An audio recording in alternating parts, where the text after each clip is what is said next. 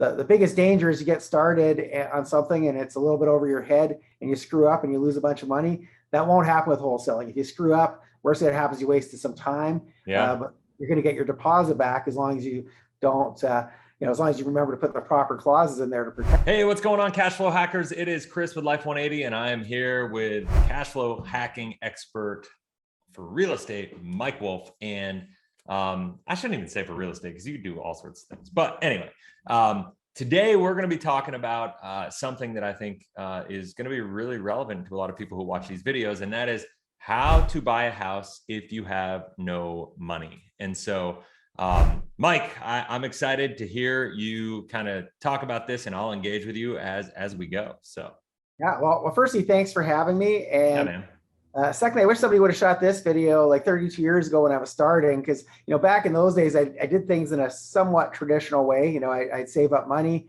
for down payment, go qualify for a mortgage, and it's a very slow process. And in any case, there are other ways that I've learned over the years that I'm going to teach today. I'll teach some of my favorite ones. And you can actually buy properties even if you have very little or no money, if you have bad credit. There's a number of different things you can do. And a lot of people I know are very skeptical. And I would have been too if somebody would have said, oh yeah, you don't need to be saving down payments. Yeah. So I'm going to talk about some of my favorites. I could go on all day because there's so many different ways to do it. Matter of fact, I've had some of my students buy apartment buildings with none of their own money. But we'll start off where most people start off, and that's just trying to do your first deal. And one of the things I recommend is something called wholesaling.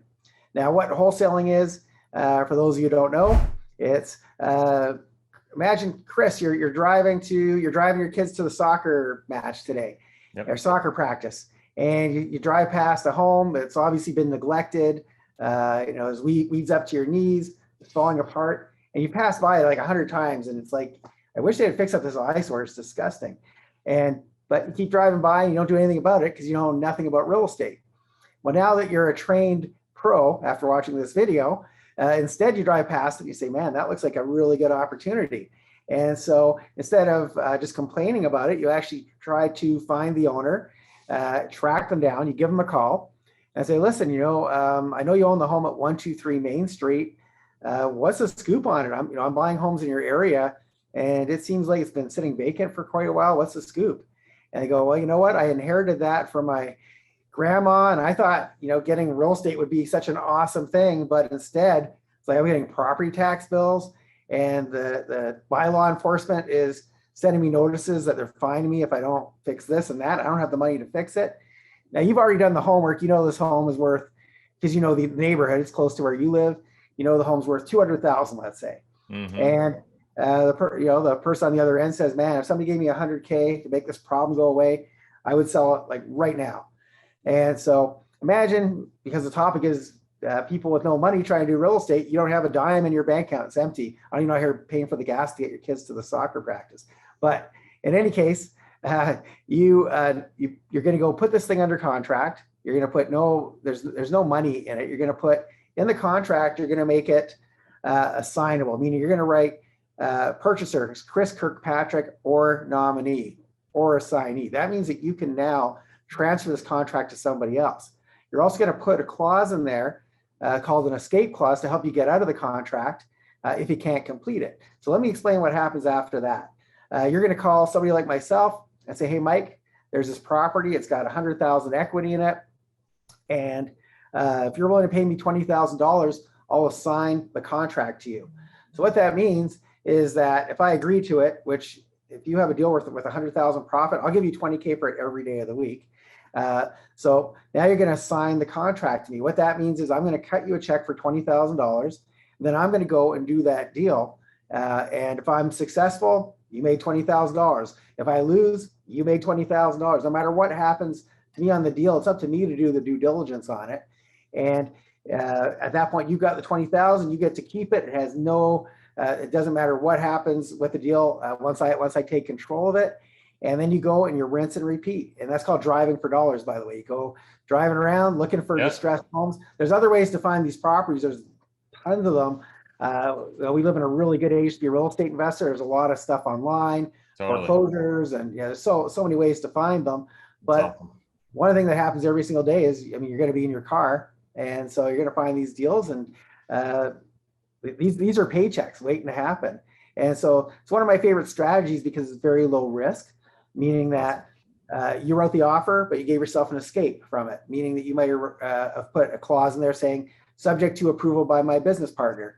And unless somebody buys it, you don't waive that condition, or subject to inspection. You're going to take your time getting that done.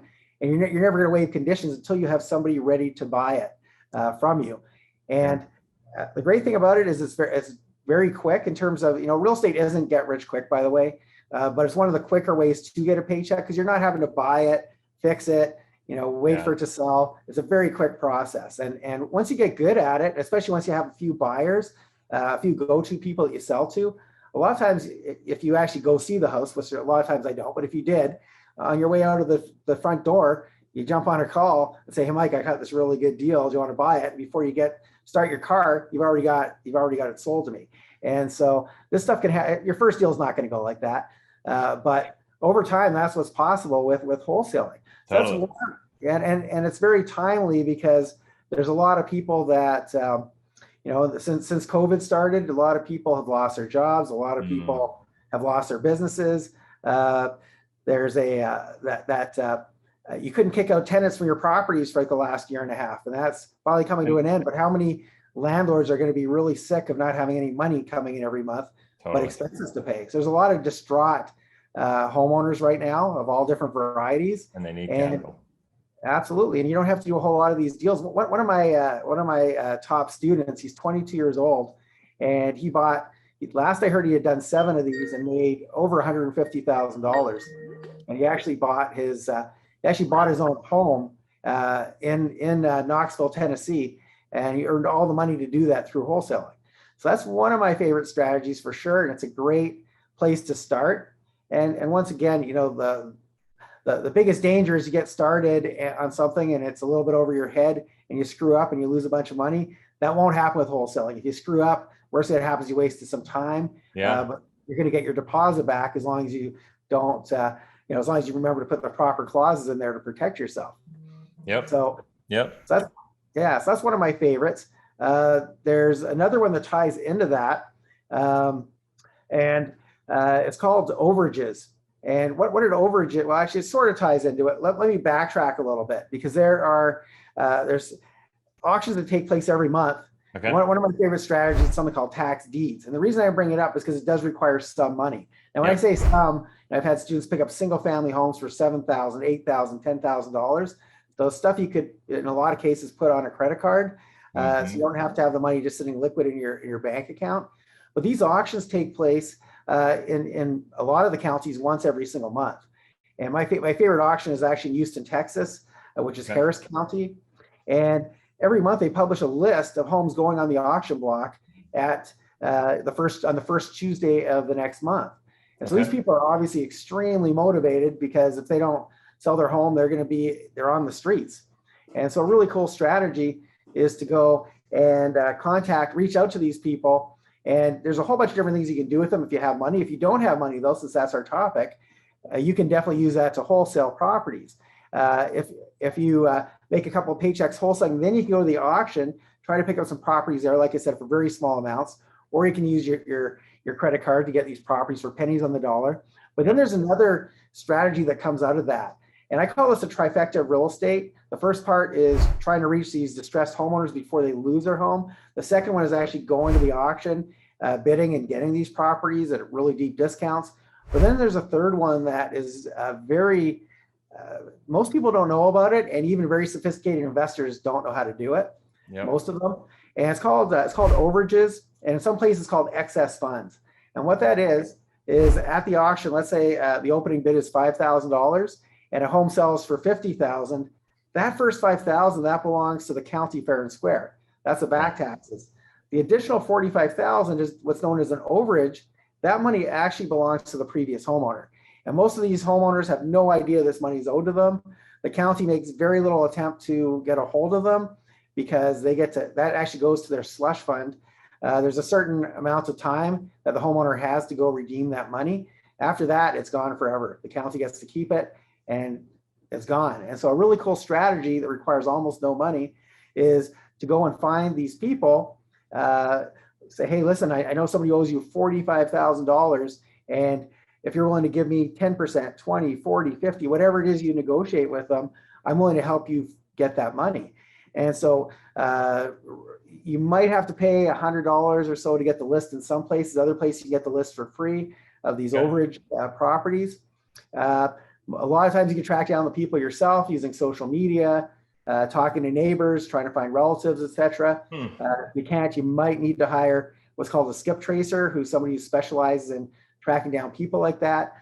So the costs are very, very low and the paychecks are very, very high. One of my friends, that's the only strategy that she does within real estate is overages. Her smallest paycheck was $21,000. So, wow. So once again, that's something you can do with almost no money, very, very, very little, and do one or two deals. Now you've got some capital to go do other things, such as that auction. So, but using that trifecta of real estate, tracking down the homeowner before, going to the auction, then doing an overage. If that's all you did was those three things, you make a really good living. Now, if you had to skip the second part, going to the auction because you didn't have the money, maybe you don't have that kind of room on your credit card, maybe you don't have any friends that are willing to invest with you, do number one and number three, and then make some money and then go do number two. So those are some of my favorite things you can do with very little money. They're related. You can do the homework on one property and make money on it three different ways. And amazing. And the best part is, like I said, if you know how to wholesale, that opens up a whole ton of opportunity. Because if you're finding a distressed homeowner, but you don't have a way to purchase the property, well, that's a way to still capitalize on it. So it's a really big win. So I love that, because if you're looking to get into the real estate game from an investment cash flow perspective, we always say that the ultimate goal is to get into the real estate game and have it creating cash flow and passive income. What we're talking about now is more active income. So you have to start and create active income before you can create passive income, right? So if you're working and making $40,000, $50,000 a year, this is a great way to get your first properties and create your first cash flow actively, right? Like with a side hustle. This is an ultimate side hustle if I've ever heard of one, right? Like that, I mean, I talk a lot about affiliate marketing and other things, but like this is if you learn this, it's amazing. And that's really cool though, is because this video is for people with no, they want to do a deal with no money. I'm not talking about what happens. Okay, now you've done your first deal. Well, now you can hire a team. You don't need to be the person on the phone with these distressed homeowners. You don't need to be the person being the detective. All this stuff is stuff that's delegatable. And so, my students, I do a training in Texas where I teach people how to do those auctions properly. And I teach the whole trifecta, as a matter of fact.